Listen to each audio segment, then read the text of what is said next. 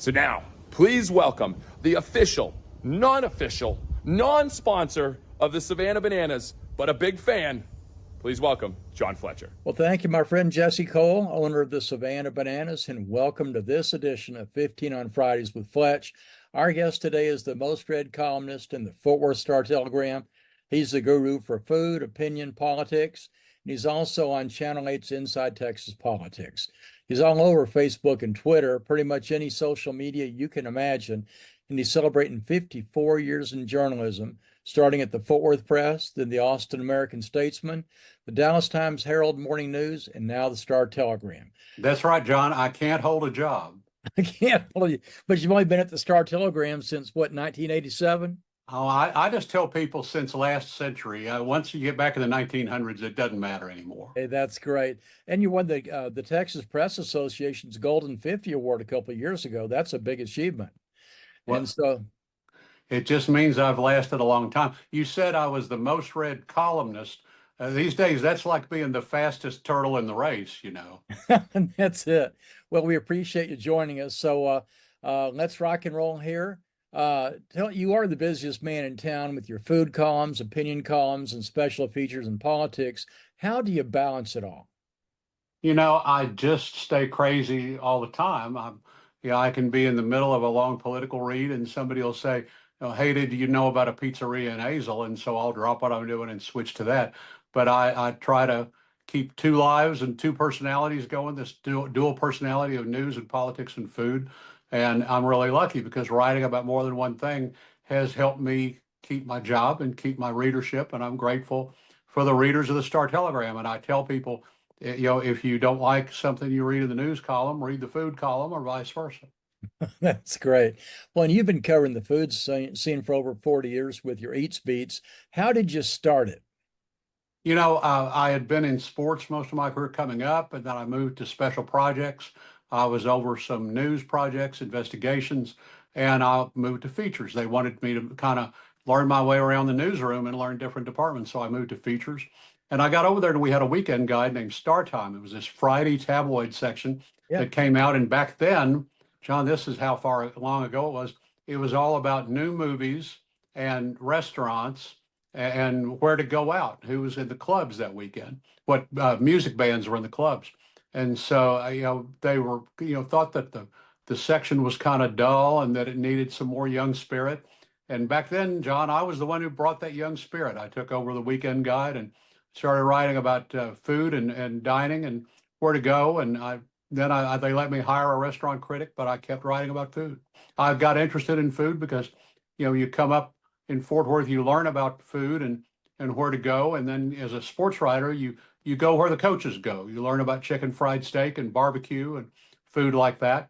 And I started writing about food. I found out that Fort Worth is kind of a world headquarters of food like that. When I read the gourmet writers, Jane and Michael Stern had this book called Road Food. It was this guide to little, small character diners and cafes all over the country.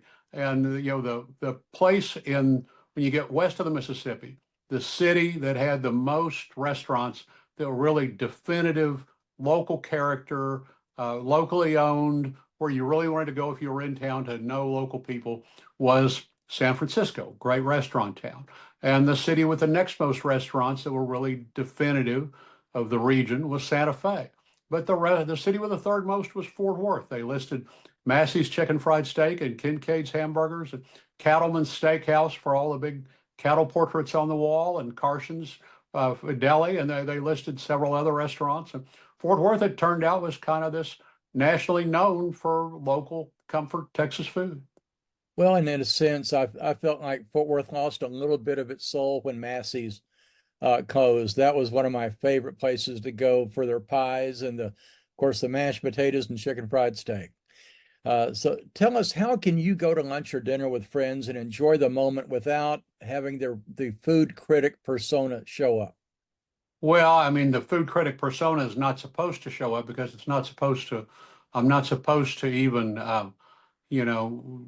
do anything I mean, you don't go in and say, I tell people if someone walks in and says, I'm from the paper and I want a free dinner, then they're not from the paper. Right. because we don't go in and call attention to ourselves in any way. Nowadays it's so much easier, John, because it used to be that I would carry a little pocket notepad, and you really stood out if you had a pocket notepad and you were jotting down little notes to yourself during lunch. People got curious about that. But nowadays, you just take out your phone and start taking pictures of your chicken salad sandwich, and you're just like everybody else in the restaurant. Everybody's taking food pictures and wants to share their food pictures, so it doesn't call any attention at all. Well, so tell us, I know we've got Thanksgiving and Christmas coming up. What are some tips that you want to give us about holiday dining? I think my big tip for everybody is that the day after the holiday is the day that you want to go to some really busy restaurant. If you've always wanted to go to Joe T's and sit on the patio without waiting in line, if you've always wanted to go to Goldie's or Panther City or one of the really busy barbecue restaurants, the best day to go to a really busy restaurant is at lunch the day after the holiday. I promise you, if they're open on New Year's Day, which Joe T's is, a lot of people won't get up on New Year's morning. They won't even get up till New Year's afternoon.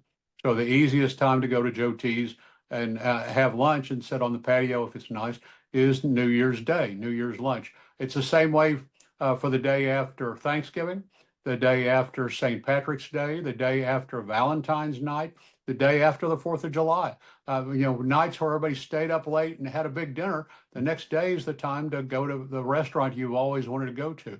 As far as dining on Thanksgiving and Christmas, most of the restaurants are looking for business. They'll almost all will be open with some sort of Thanksgiving deal. A few of them will open on Christmas. The hotels are always open. You can get everything from I think it's $160 Thanksgiving buffet over at the Ritz-Carlton in Irving. Or if you want, you can go eat at Luby's. And I think people will eat at Luby's nonstop from opening to close on Thanksgiving. So how do you curate which restaurants to include with your various features? Because I mean, you've got a zillion to choose from. Yeah, it's kind of a matter of news judgment. It's like picking, well, what do people really want to read about? And, you look at what people are talking about on social media and what are people sharing notes with each other about it. And what restaurants kind of have the buzz. And you look at some of the tools like Google Trends sometimes and compare and say, well, are more people talking about this place or this place? And are more people talking about Pacific Table or Bunnell's, things like that. And then you look at the reservations and what's a tight reservation? What do people really want to get into? Those are the restaurants you want to write about. You want to write about the restaurants where people want to go and where people are talking about. Every now and then you find a little obscure place that deserves attention, but then you have to explain what it is and where it is and why it deserves attention and try to get people out. It used to be we wrote about new places that nobody knew about. Now we write about something new at places that people talk about or know about. And we don't try to go out anymore and chase down all the new restaurants. Most of them will be closed again in a few months anyway. What's the most eclectic or bizarre dining experience you've ever had? Oh, let's see, most eclectic. I really miss my old friends. I miss Virgie Martinez with Mi Cocinita in Fort Worth, where Mhm. you walk down the garage behind her house on the south side, and she had a restaurant in the garage. They had, when it first started, it was just a row of stoves, a row of regular, consumer kitchen stoves that they had in the garage for tamales and beans and so forth. And her mother would dish up a plate of Mexican food, and there was a counter and a cash register in front of the stoves, and that was it. They decorated it more elaborately as a restaurant. People say, well, how could it be? How could it operate? Well, it was kind of, instead of being grandfathered in, it was mothered in because the mother actually was selling tamales there before the property was owned. So it operated there forever in the middle of a residential neighborhood. Behind the house, you'd walk back to the garage. Santos Aguileros on the north side. Both Virginia and Santos have passed away now, but Santos, the same thing, had a little white shack on North Grove, and you walk up, it had no sign, no markings at all, and you'd look for the White House with the aqua-colored door, and you'd walk up the steps and walk in, and he had 3 booths in the front, and he would be cooking his one special a day, and either you had fried chicken or enchiladas whatever he cooked that day. But you would walk in and have his special and thank him, and it'd be delicious. Well, you talked about Joe T's. I remember explaining when I was at TCU to my parents about Joe T's, and we finally took them one time, and Dad said, "I've never heard of this place." And so we finally went in there. Of course, that was back when, you walk through the kitchen, on your way to go to the restaurant. And Dad said, "Oh, this is Garcia's. I eat here twice a week. I never knew what this Joe T's things was that you young people were talking about." So yeah, it's great when you have all the great stories. Well, in the beginning, it was Joe T's Barbecue. Joe Garcia opened a Yeah. barbecue place. He worked in the packing houses, and he decided he was going to open a barbecue place and sell barbecue. And they rented out that little white shack was originally a Greek grocery store. So he rented a place that had been a Greek grocery and opened his barbecue place with a pit. Well, one day after a couple of months, he was building up a good business, but one day Joe was sick. He couldn't put the meat on the pit. So the people came for lunch, and Jessie, his wife, said, "I'm sorry, Joe's sick. All I can do is I make you some quesadillas, and I can make you quesadillas, and I can make you some little flautas." And so that's what the first Tex-Mex dinner at Joe T's was quesadillas on corn tortillas. And they kept coming back, and when Joe came back, they said, "Well, we want Jesse's food. To have Jesse serve more of our food." So that's really how it started. Wow. Well, you and I had a mutual friend many years ago in Pete Kendall, who I knew at the Cleveland Times Review. And of course, y'all were together at the Fort Worth Press. Give us a brief story about you and Pete. Pete was far more literate than I am. Pete loved the great writers, the New Yorker. He was a sports writer in Cleveland, but he was really a writer who just happened to get paid for covering Yellow Jacket sports.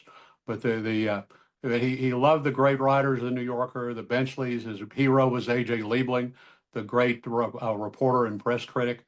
And once Pete and I loaded into his car, and he took me out to see his college mentor. He went to the University of New Mexico, where he had a journalism professor named Tony Hillerman.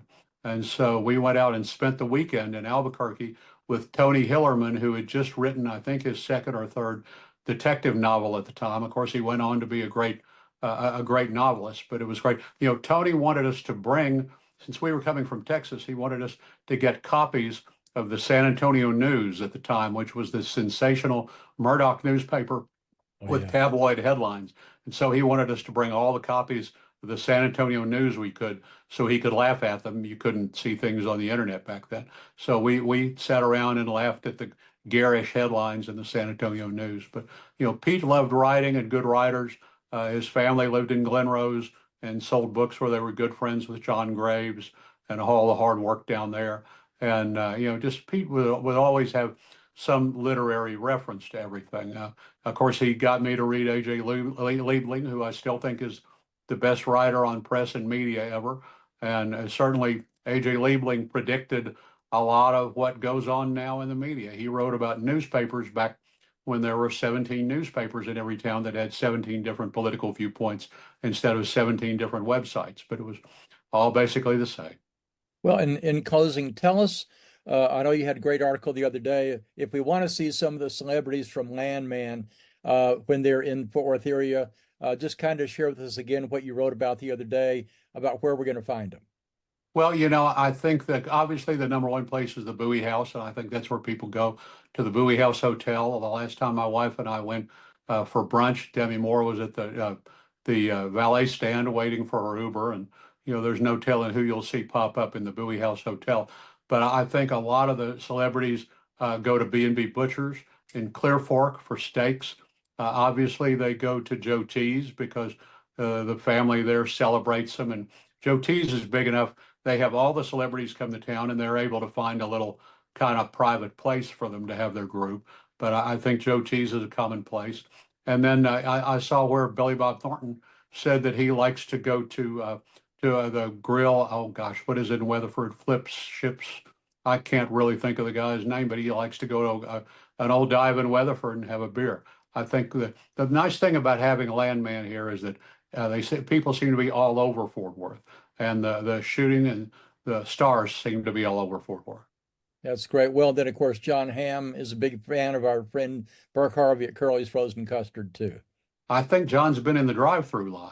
Yes, it. That's great. Well, Bud, thank you so much for joining us. This is wonderful. I'm going to have you back again sometime, but we thank you so much. And please join us again next week when we'll be talking about Small Business Saturday on 15 on Fridays with Fletch.